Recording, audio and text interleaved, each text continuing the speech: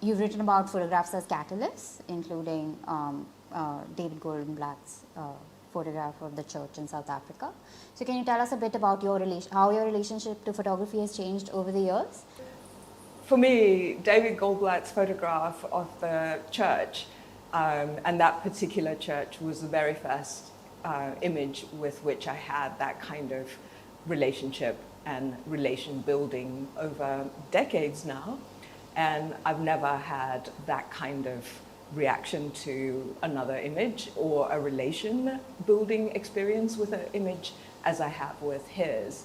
However, there have been, of course, others that have come up and have taught me many things, and it's like it really does feel like a relation. So sometimes I wouldn't have looked at an image for a long time.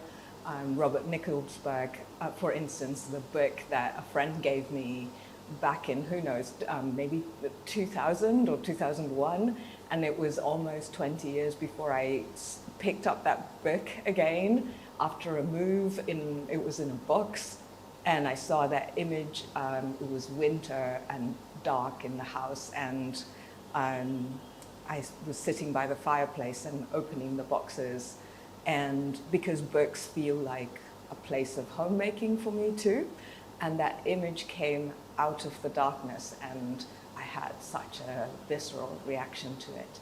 And I had remembered that image for all my life, for all those almost 20 years of my life. And I knew it was calling to me in a way. And so I had to speak back to it. And that's the kind of relationship I have with imagery. And so words are the way I'm trying to find a way to have a conversation with the calling out. So you'd spoken about your practice as a form of writing alongside images rather than about them. So can you tell us about how you sort of arrived at this form and how it's evolved through your years of practice? Sure. I didn't come from a formal training background in art history or in critical writing about visual images. I came to it as a writer and as a literary scholar, really. And yes, I do know, of course, how to write scholarship in the formal sense, but this doesn't feel like what I want to do. And certainly over time, as my career developed, editors give you some leeway because you've got a portfolio of writing, so you can take that to your advantage. And I knew also, like, the writing that I really admired while I was in university was experimental and multifocal, multitextual, incorporating historical evidence, critical writing, the political of the moment, very much as writing in resistance, in a space of dissidence, and dissidence to yourself too, because you too are a political form, and often we've absorbed the hegemonic language of the state, of the family, of your institutions, including your universities or the institutions you work for. And in order to write with the kind of honesty I wanted to write, it had to always be in question, including myself as an institution. And so my relationship to images and writing has always included others' voices in conversation. And so I don't want to stand above the images or the artist's work. I've always been around artists, and we were having conversations over meals and wine and silliness, or just sitting on the steps of our university buildings, or going to see art together, and then having these conversations with each other. So we're speaking alongside and building our own political, philosophical, critical worlds alongside the images, and the images are, in a way, instructing you, having a conversation, diverting your ideas. And so that's the way that I want to approach image worlds, rather than as a critic who stands above it. No, thank you, because I think you're bringing up this idea of the conversation, and I think that's such an interesting way, because you've also spoken about conversation with photography as well, whether it's one that they're having with your friends or whether it's with yourself, which is an interesting way to think about the personal and the political and allow for it to unravel in new ways. So I was wondering a bit about how you approach storytelling through the personal and the intimate that allows you to speak about larger issues and larger questions. For example, the essay that you written on ayahs in Britain, where you look at the sari and the bandhani to think of the sari that you received from a friend and sort of unpack a history through the materiality of that cloth. So could you tell us a bit about how you think about using the personal to talk about the political? So, I don't even realize when I first start drafting and writing that this is what's happening. So I'm, responding to something internal in relationship to the image. And when I first saw that particular image, and I'd been sent, a cache of photographs, and some of them were of aristocracy, beautiful people in very fancy finery from India who were living in Britain at the time.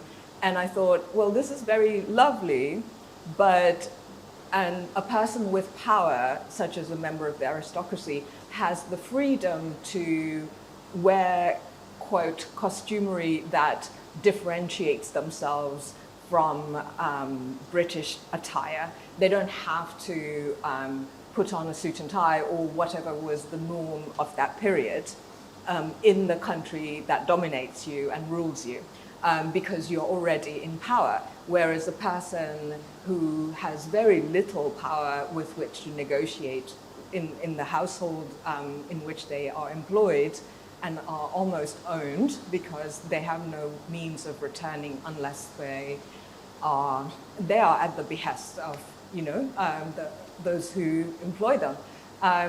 I was drawn to their narrative far more immediately. So I looked at the photographs of those ayahs, and they weren't really labeled as such, but there was a small group of them. And this particular image of all of them stood out because, first of all, I think she is stunningly beautiful person, and this very kind of small-boned woman who I've seen, 1,000 women like her, beautiful symmetrical features, angular face, very elegant. And even in her position of subservience, there is such a elegant way that she's holding herself. And again, I'm having these conversations with friends, and my friend in Mozambique, Maria Gabriela, when I talked about it with her, she was saying, there is this something unsure about the way she's standing and the way she puts her arm around the child, that she is her charge. And that might be the photographer telling her, this is how you show that this is the child you're taking care of, and all of that. And there is an unsure about her footing in that space. But at the same time, there's a space of privacy that she's withheld, the opacity with which I too carry myself in spaces where I know I'm an other.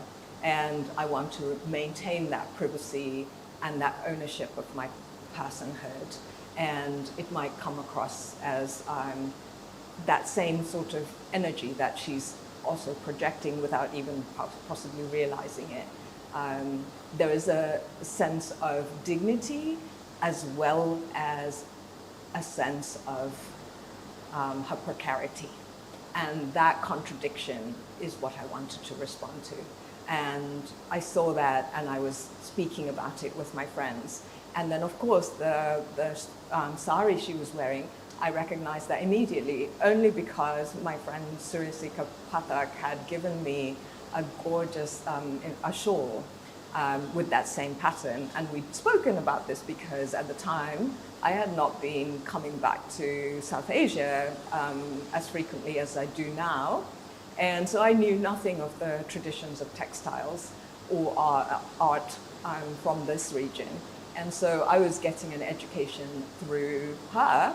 And that conversation had stayed in my mind 15 whatever years. And when I saw this beautiful woman wearing the sari, besides her beauty and elegance, and the contradictory conversation her body was revealing.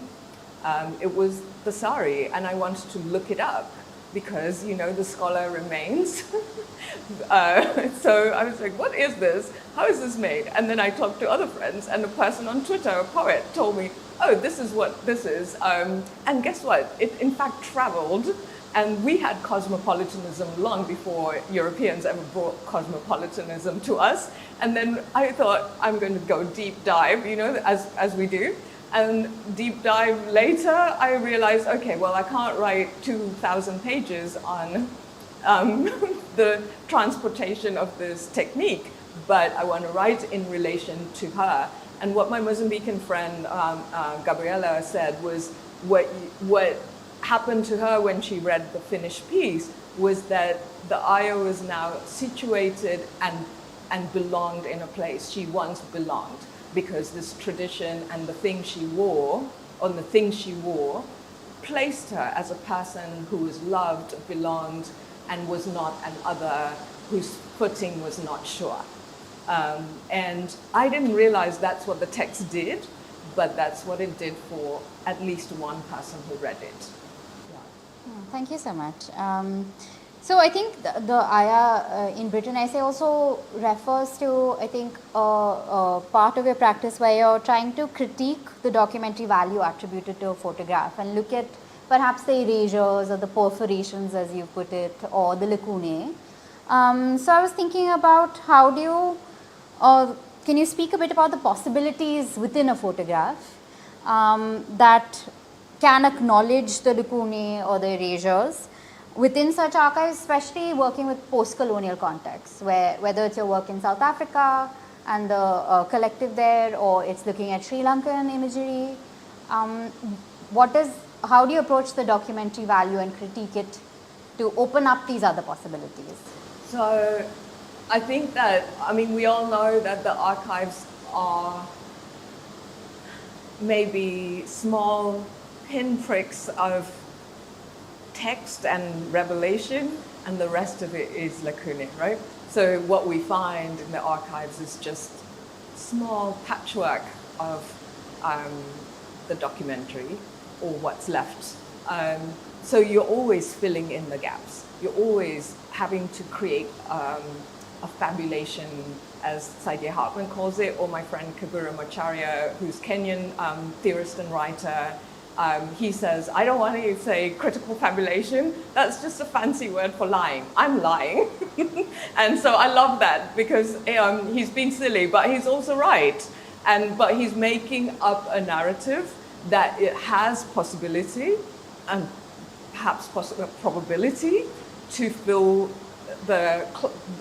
I think of it as building a clothesline between the gaps, you know, and trying to fill in, and then clipping bits of narrative and hope that the wind doesn't blow it away.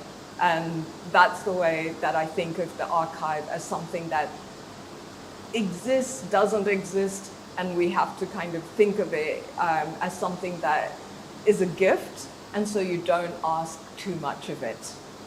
You take it with grace, and you do with it whatever riches it gives you, you receive it with gratitude.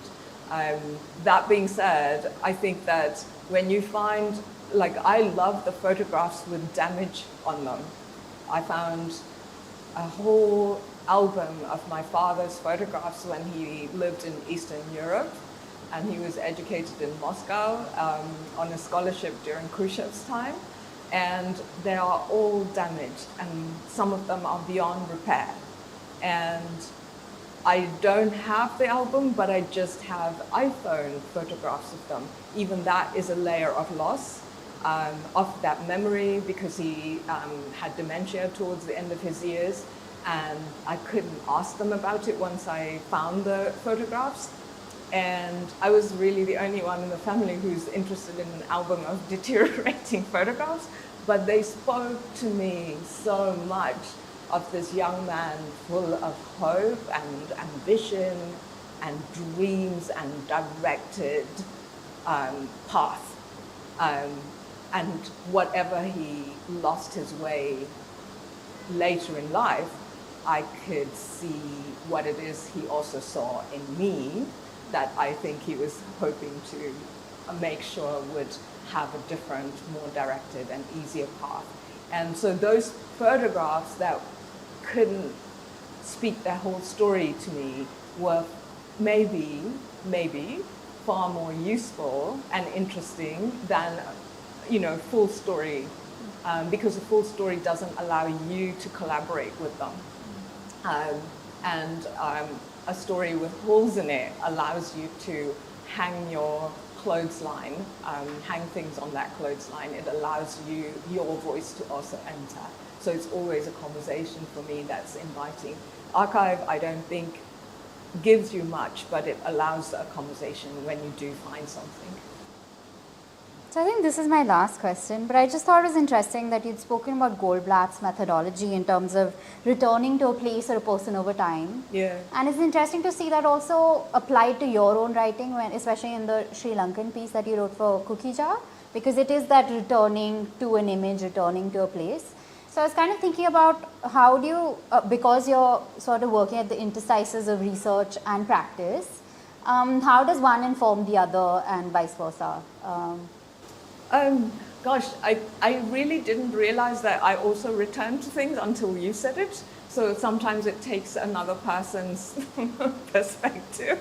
Like I'm not looking, with that perspective at my own practice, and I do like returning. I think my friendships are returns. I don't have relationships that are frivolous, and they are, for me, of value only when we have that ability to keep returning.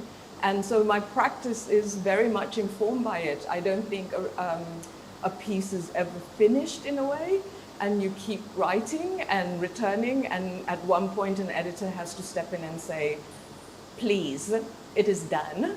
You can't keep moving an apostrophe or a comma. And even that, to me, is a part of the return, is seeing possibility in a sentence. And my practice is always about return. And I don't think that there's I read, there's this amazing article and researcher, Pauline Boss, and she's written about what she calls ambiguous loss. And her work became quite famous after 9/11 because she worked with families who had no bodies to mourn. And she spoke about how her research began with working with, say, children with parents who have dementia. So their body is here, but their mind is not. And so that's a loss. And that's very ambiguous because you see the person physically, but they're not that person. And in other cases, she worked with young children or or people who had grown up without a parent, one of the parents who's expected to be around, or both parents. And in that case, the parent is very emotionally and psychologically present in their personhood. And in the house in a way, but physically not present. So one is like emotionally, psychologically not present, but physically there. The other one is emotionally present, but physically not there. And after 9/11, she was working with families whose loved ones were gone because they were ashes. And this was also true for people who were forcibly abducted by the state in Sri Lanka or in Kenya or in South Africa. The loved one is so very much present in their lives because they've never received a body to even grieve. So I always think of that concept of closing a relationship and closure as a sort of myth we tell ourselves. We continue to grieve even when we've buried a body, and we continue to have conversations. I'm still having conversations with my parents who have passed away. And even though, I have literally been able to see their bodies and say goodbye to them. And so for me, relation is always in conversation.